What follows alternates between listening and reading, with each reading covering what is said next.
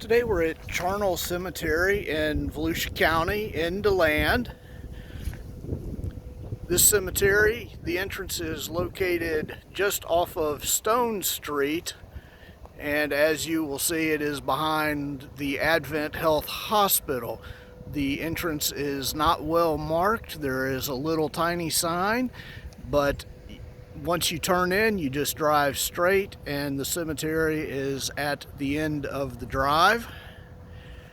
This cemetery dates to around the turn of the 20th century according to the Florida Master Site file. They show that it is currently owned by the County of Volusia. At one time, this is thought to have perhaps been an African American burial ground, and in its last burials was considered a pauper burial location. So we're gonna take a walk through and I will be showing you any interesting headstones that I find. So enjoy. As you'll see at the north end of the cemetery, there is some tree damage. Looks like a tree has fallen. The fence seems to be in good order, however. Another thing to notice is a series of headstones that are facing the opposite direction from all the others that are located in the cemetery.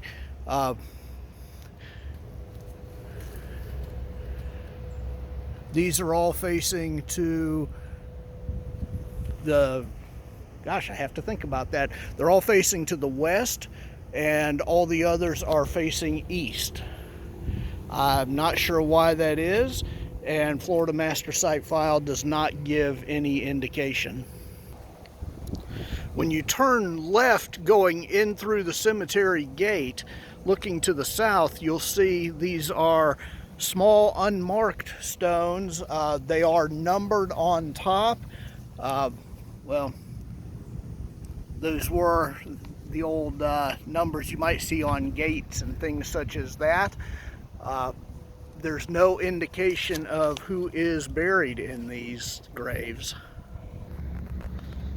As you walk through the cemetery, you will see a few headstones that are issued by the Veterans Administration.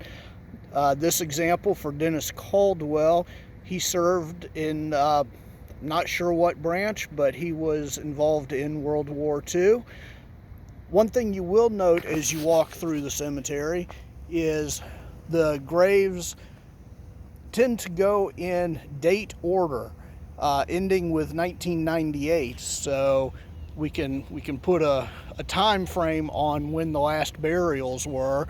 Looks like maybe through the mid 80s are when the most recent grouping of burials took place. And here we have another veteran's headstone for Lester Travis Sr.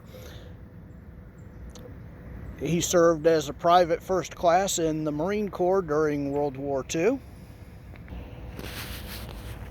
And here at the south end of the cemetery, right along the fence line, we have three quite old markers.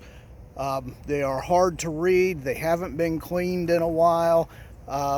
This one for Mary Taylor, looks like she died in 1905. So this would lend credence to the thought that there might be other older burials that are unmarked here, but I do not know where or that is fact.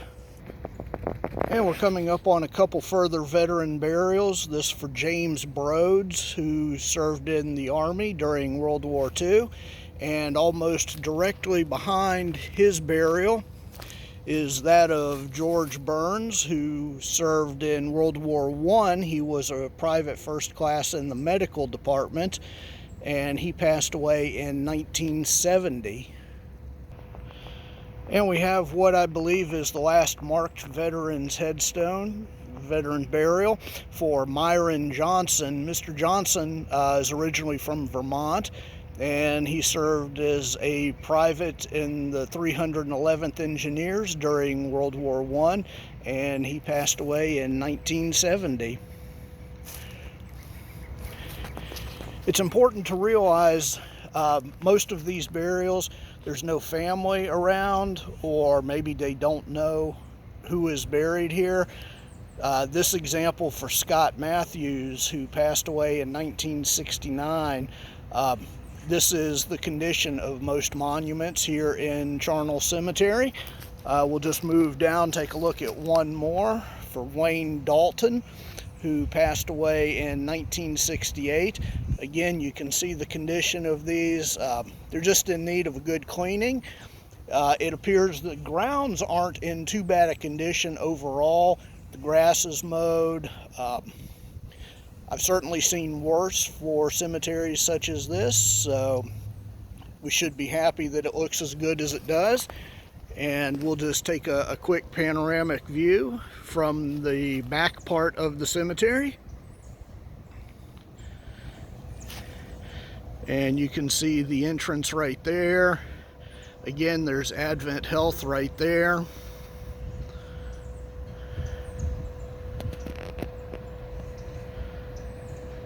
So thank you for joining me as we took a brief walk through Charnel Cemetery in DeLand, Florida.